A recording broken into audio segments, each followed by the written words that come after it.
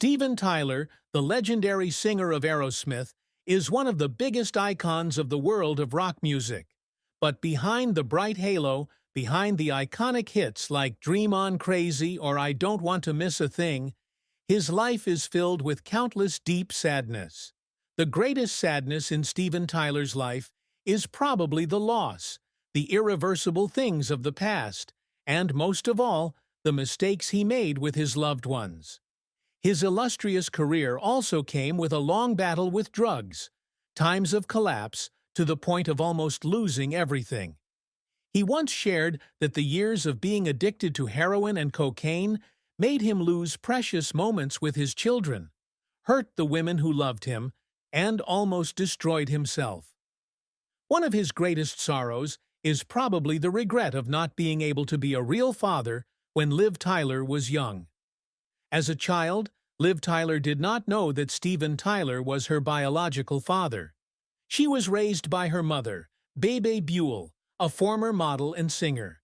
It was not until she was 9 years old that Liv learned the truth about her origins, and this left her in a state of identity conflict. The feeling of missing out on her daughter's early life always made Steven Tyler feel pain. Not only that, the breakups in love also left deep emotional wounds for him. He had had passionate marriages and loves, but then the wild lifestyle of a rock star caused those relationships to fall apart. He once loved Serinda Fox, a beautiful, wild and rebellious girl like him. But then their married life was filled with arguments, irreparable cracks. The marriage with Teresa Barrick could not last forever. The divorces and the tears of the woman he loved were also part of the sadness that Steven Tyler carried with him throughout his life. In addition, sadness about his health was also something he had to face in his later years. As he entered old age, he had to fight health problems, both physical and mental. There were times when he was so depressed that he could not sing, could not perform, and it even seemed like Aerosmith would never be able to stand on stage together again. But perhaps Steven Tyler's greatest sadness was not the loss or physical pain, but looking back and realizing that there were things he had lost forever. Steven Tyler is one of the greatest voices in the history of rock music, and Aerosmith is one of the most influential bands for decades. From the early days of Aerosmith in the early 1970s, Steven Tyler and his bandmates captivated audiences with their wild rock style. Albums like Toys in the Attic, 1975, and Rocks, 1976, established Aerosmith as one of the world's leading rock bands, with legendary songs like Sweet Emotion, Walk This Way, and Dream On. By the 1980s, Aerosmith had suffered a decline due to drug addiction and internal strife, but they came back strongly with the album Permanent Vacation, 1987, and especially Pump, 1989, with songs like Love in an Elevator and Janie's Got a Gun. In the 1990s, Aerosmith continued to conquer a new generation of audiences with hits like Crazy, Cryin', Amazing, and especially I Don't Want to Miss a Thing. The song that took them to new heights when it became the soundtrack of the movie Armageddon and reached #1 on the Billboard Hot 100 chart. Despite his great success, Steven Tyler's career has not been without its setbacks. He was so addicted to drugs that he was kicked out of Aerosmith in 1979. He recalls the dark days when he lived on heroin and cocaine, to the point where he could not stand on stage. Once, during a performance, he collapsed on stage from an overdose. It was a terrifying moment, causing the band members to decide to kick him out. But that shock brought Steven Tyler to his senses, and after many years of struggle, he successfully kicked his addiction to return to Aerosmith.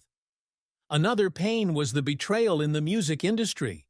He was taken advantage of by the people he trusted the most, manipulated in music contracts.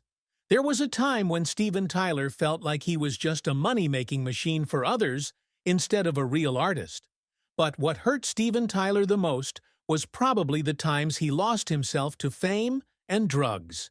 He cried because he felt he had no control over his life, because he saw himself hurting the people he loved the most.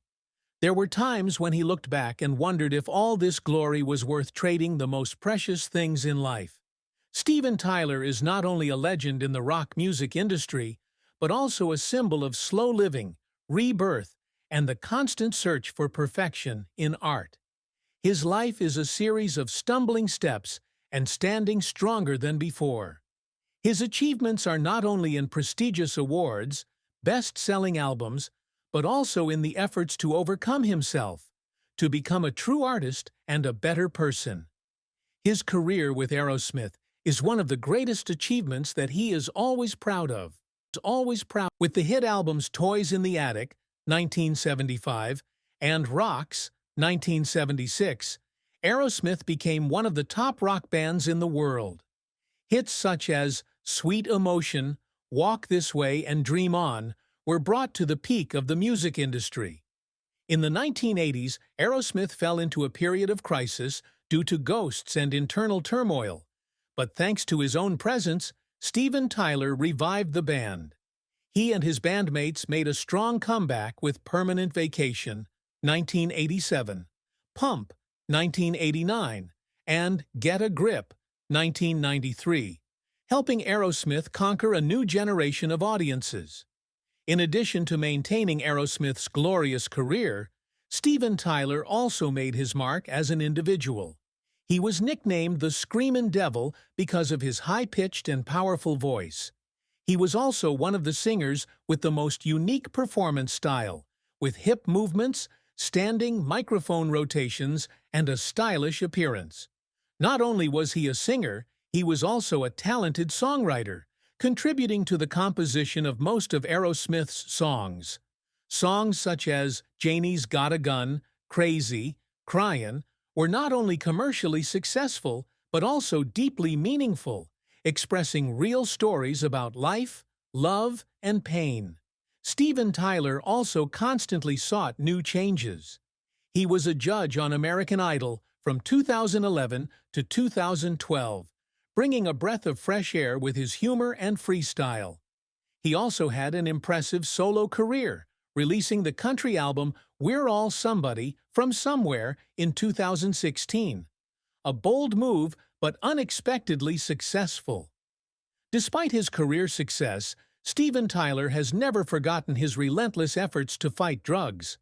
He once had a period of being immersed in heroin and cocaine, losing everything. However, with extraordinary will, he went through many times of addiction and finally escaped the spiral of drowning. Overcoming his own dream is one of the greatest achievements that he is always proud of. More than fame and career, what Steven Tyler always strives to achieve is the connection with the audience. He is not only a performer, but also a storyteller. His music is not just about catchy tunes, but also contains the soul and real-life experiences. Each song he writes reflects a part of life, a corner of loss, love, hope, and pain, and that is what makes him an irreplaceable legend in the hearts of his fans. Steven Tyler's love and marriage were a series of ups and downs, passionate and tearful. As a rock star with a strong charisma, he had many famous relationships, but not all of them had a happy ending. His first marriage was to Serinda Fox, a glamorous model and actress. They married in 1978 during the heyday of Aerosmith, but the relationship quickly became a nightmare. Both lived a wild life, full of partying and drugs. The arguments, betrayals, and hurt grew until they could not save themselves. They divorced in 1987, and just a few years later, Serinda Fox was diagnosed with cancer and died in 2002. Although they had separated, her death was still a huge shock to Steven Tyler because she was a woman he had loved deeply.